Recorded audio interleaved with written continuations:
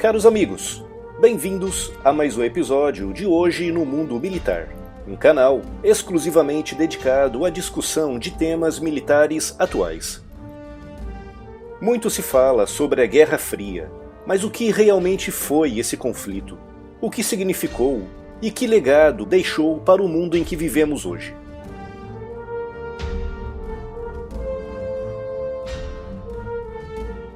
Após o fim da Segunda Guerra Mundial, emergiram no mundo duas grandes potências econômicas e militares. De um lado, os Estados Unidos, um país de dimensões continentais e cujo poder militar e capacidade industrial sem igual foi muito importante para a vitória aliada na guerra. E do outro lado, a União Soviética, um emaranhado de estados comunistas mantidos sob controle firme de Moscou. Ambos os lados tinham grandes pretensões expansionistas e imperialistas. A União Soviética, que no final da Segunda Guerra Mundial tinha abocanhado grandes porções do leste europeu, com destaque para a Polônia, a Hungria, a Romênia e a Bulgária, queria ainda mais. Queria a América, queria a África e queria a Ásia. Os Estados Unidos, que lideravam o chamado mundo livre, precisavam cada vez mais de mercados abertos aos produtos fabricados pelo seu gigantesco parque industrial, motivo pelo qual buscavam também a máxima expansão do seu modelo econômico capitalista. E foi em nome da expansão do comunismo pela União Soviética e do capitalismo pelos Estados Unidos que ambos os lados iniciaram manobras políticas e militares que afetariam todo o mundo. Tanto os soviéticos como os norte-americanos manipulavam países inteiros em nome da dominação mundial. Foi assim na Guerra da Coreia entre 1950 e 1953, quando a União Soviética e a China, outro grande bastião comunista, forneceram blindados, caças, canhões, munições e suprimentos para os comunistas norte-coreanos. Com o mesmo modelo tendo sido seguido também no Vietnã, com os comunistas norte-vietnamitas recebendo todo o tipo de auxílio material da União Soviética. Os Estados Unidos, pelo seu lado, realizavam manobras semelhantes, incentivando revoltas e levantamentos armados em diversos países. Foi assim no Chile com Pinochet, na Argentina e no Brasil com os militares, no Paraguai com Stroessner e em muitos outros países. Para os Estados Unidos, era preferível lidar com um ditador ou um regime militar com inclinações anticomunistas do que correr o risco de ver outros países transformando-se em novas Cubas. Portanto, apesar do seu nome, a Guerra Fria nunca resultou numa guerra de fato entre os Estados Unidos e a União Soviética, resumindo-se a escaramuças indiretas entre essas duas superpotências. Quando tropas soviéticas estavam no campo de batalha, como aconteceu no Afeganistão entre 1979 e 1989, do outro lado estavam soldados locais, armados e treinados pelos Estados Unidos. E quando eram tropas norte-americanas que estavam no terreno, como aconteceu no Vietnã nos anos 60 e 70, do outro lado estavam soldados locais, armados e treinados pela União Soviética. Tudo em nome da dominação mundial.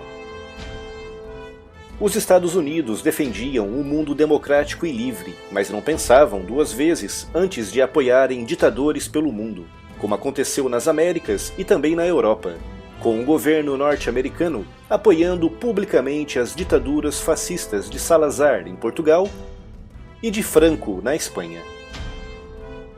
Os comunistas soviéticos seguiam também o mesmo caminho, financiando e armando revoltas e movimentos extremistas por todo o mundo, com destaque para as guerras que assolaram a África nos anos 70.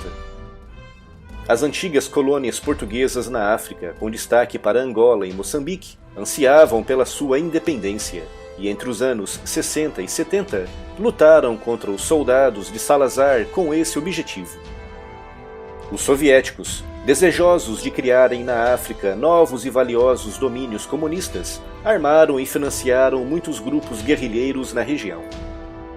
O resultado foi que, mesmo após esses países terem alcançado a independência, todos esses grupos guerrilheiros começaram a lutar entre si pelo poder nos seus respectivos países, resultando em guerras civis ainda mais brutais e sangrentas. Apesar dos Estados Unidos e da União Soviética nunca se terem enfrentado frente a frente no campo de batalha, a Guerra Fria viu momentos de grande tensão que quase levaram a uma guerra aberta entre ambas as superpotências. Com destaque para a crise dos mísseis cubanos, de outubro de 1962, um capítulo da história que merecerá em breve um vídeo especial aqui no canal. Nos anos 80, iniciou-se aquilo que se costuma chamar de a Segunda Guerra Fria, um período compreendido entre 1979 e 1985, no qual as tensões entre ambos os lados aumentaram de forma quase descontrolável, deixando o mundo, mais uma vez, à beira da destruição. Nesse período, de um lado estavam os soviéticos, mergulhados até o pescoço no Afeganistão, naquilo que a imprensa ocidental chamava de o Vietnã soviético. E do outro lado, Ronald Reagan e Margaret Thatcher lideravam um bloco ocidental economicamente cada vez mais forte e dominante. Outras personalidades também se destacaram nessa época, como o Papa polonês João Paulo II, um ferrenho combatente anticomunista, e o próprio movimento político anticomunista polonês Solidariedade, liderado por Lech Walesa, que seria eleito presidente da Polônia em 1990, libertando o país das amarras do comunismo após décadas de dominação. Esse período de grandes tensões levou a um aumento incontrolável nas despesas militares de ambos os blocos, e isso foi determinante para a derrota soviética. Nos anos 80, a economia soviética estava em frangalhos, principalmente por conta de todos esses gastos e também pela queda no preço do petróleo no mercado internacional. Gorbachev, eleito secretário-geral do Partido Comunista em 1985, iniciou uma série de reestruturações econômicas que ficariam conhecidas como a Perestroika, mas apesar dos seus esforços, já era tarde demais. O Império Soviético não tinha mais forças para manter os enormes gastos militares resultantes da Guerra Fria, e no dia 3 de dezembro de 1989, numa reunião entre Gorbachev e George H.W. Bush, o impensável aconteceu. A União Soviética reconhecia implicitamente a sua derrota, e a Guerra Fria chegava ao fim. O grande império comunista sonhado por Lenin e expandido a ferro, fogo e sangue por Stalin desmoronava-se de forma ruidosa por toda a Europa.